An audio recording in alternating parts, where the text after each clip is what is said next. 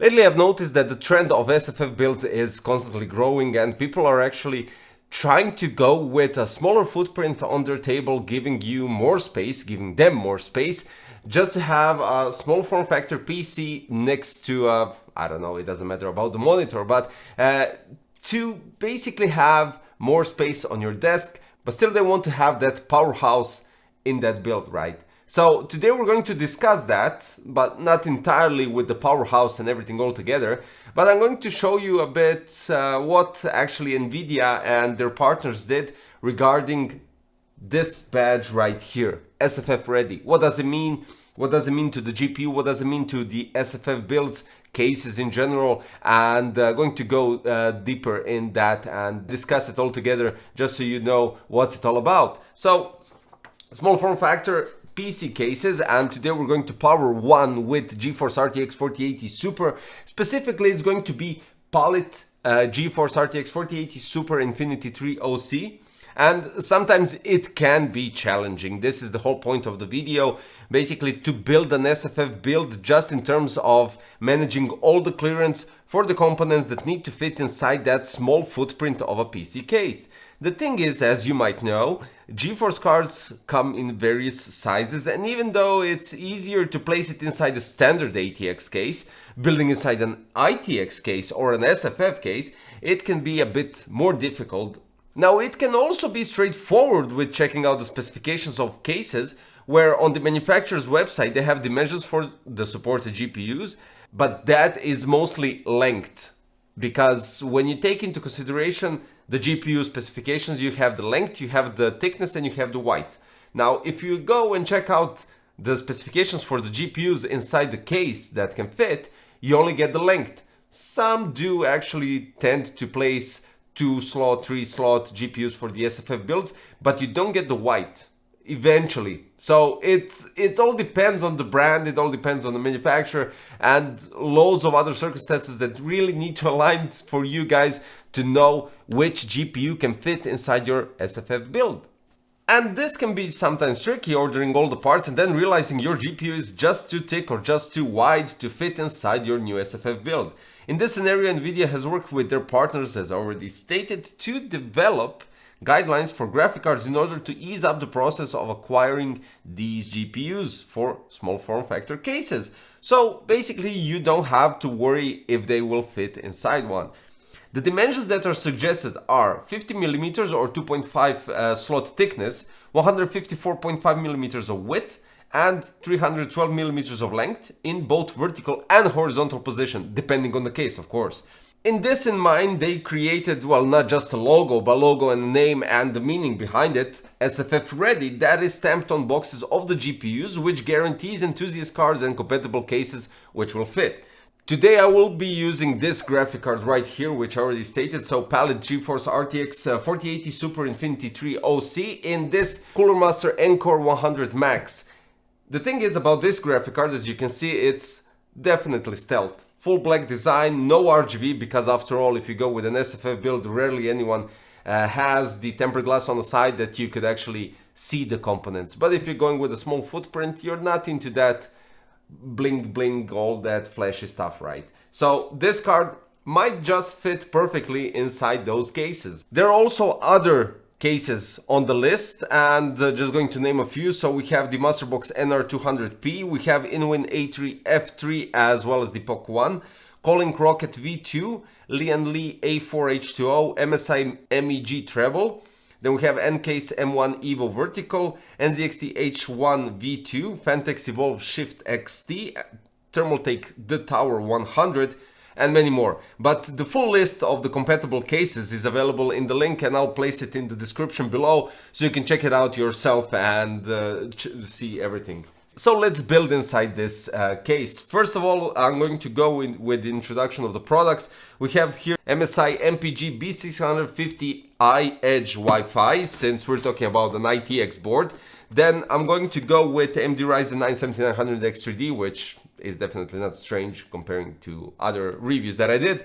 We have Kingston Fury Renegade. This is 4 terabytes. So if we're going with something small, let's just fill up the storage and be done with it. And I'm going to pump up the RAMs as well, because we have here Kingston Fury Renegade RGB, even though the RGB isn't going to be visible. This is the reason GPU has the same thing, but regardless, I had this just because of 2 times 48 gigs, so this will be quite outstanding to pair it up with this.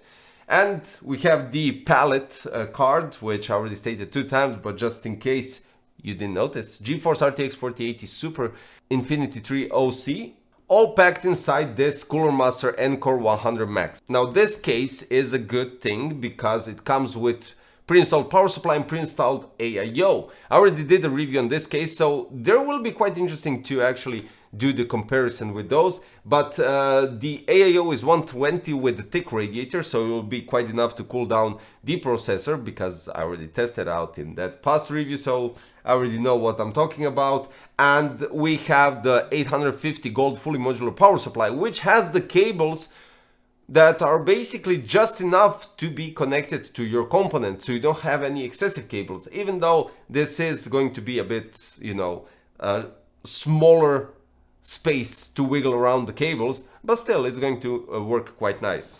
The PALIT RTX 4080 Super is compliant with the new SFF Ready Guidelines, occupying 2.5 slots and with the dimensions of 294 x 116 x 49.5 millimeters. As you can compare, it fits with the dimensions mentioned at the beginning, so we won't have any problems testing out and checking if it will fit inside the case. Basically, it's just plug and play after that. So let's check out some synthetic benchmarks and of course a bit of a gaming in 4K. So let's start with regular what I do. I had a 64 Extreme Edition, CPU went up to 90 degrees and clock speed went up to 4825 megahertz, while the GPU went up to 81. It didn't go immediately to 81, it was building up through half an hour. It started at somewhere around 75 or 70, something like that. But when I take into consideration that I already did a build such as this one with a different GPU and a different CPU, because I checked it, it was Ryzen 7 Pro 7745 because of the lower TDP, and the other one was RTX 4080 Super. We can compare Cinebench scores, even though this scenario doesn't have to do literally anything with this GPU, but just to give you some ideas about the SFF builds in general. So Cinebench, I went with 5 tests, so we have from 68 and then rising up to 73. Clock speeds was actually constantly the same, 4750 MHz, and the Cinebench scores 25,807, and then it lowers down a bit to 25,694. When you take into consideration that we're having an SFF build with 120, well, at least thicker radiator, but it's still 120, and you have one fan as an exhaust at the radiator, these scores are quite good. I do have to admit, because when we take into consideration that some 360 and ATX cases can achieve with this CPU 26,200s, this is outstanding. And now for some 4K gaming, Spider-Man Miles Morales at 4K was FPS average at 54, then we have Shadow of Tomb Raider 4K FPS average was 172, Assassin's Creed Valhalla 4K FPS average 93, and then finally we have Hogwarts Legacy 4K FPS average was 67.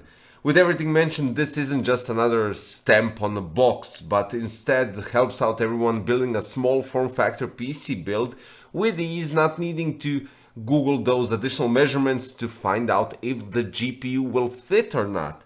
Apart from this PALIT RTX 4080 Super Infinity 3 OC, we have few more of their models that go into compatibility list, easing up your choice of cards and what to buy depending on your budget, of course. So we have the 4070, 4070 Super, 4070 Ti Super and 4080 Super that I have right here, which all of those are Infinity 3 models. As you saw from the build process, it's really straightforward basically. I mean, okay, this tower is really high when we're talking about the height in general, so you can see that you can place actually even longer palette cards right here. I actually have Fantex Evolve Shift XT as well, but I really wanted to go with this one because this one actually has a power supply and an AIO already pre-installed. So if we're going with something to ease up the process, which includes the GPU with the SFF Ready badge, then why not go with a case that already has a power supply and an AIO inside? In general, this does help a lot when we're talking about GPU placement, ease of access, and similar stuff, because you can see you have loads of space here at the top. And let me just show you. Of course, the GPU doesn't lighten up, but still does look quite nice and stealthy inside this case, regardless of the panel being fully meshed in terms of not having tempered glass. But all in all, this is something new that even I didn't notice at first, but giving GPUs, specifically these ones that I mentioned on the list, SFF Ready badge, and giving you the list of the cases that you can actually account for that these GPUs fit and still have the performance ready with 4080 Super or even below. Well, it doesn't matter, but you know what I'm trying to say. This is a great idea and a great collaboration, let's put it this way, which brings us to the point that you have everything sorted out and you just have to build your SFF PC without having nightmares will the components fit or not. So guys, this is it for today. I'll place the links for the PALIT GeForce RTX 4080 Super and all other that are suitable for the SFF Ready badge.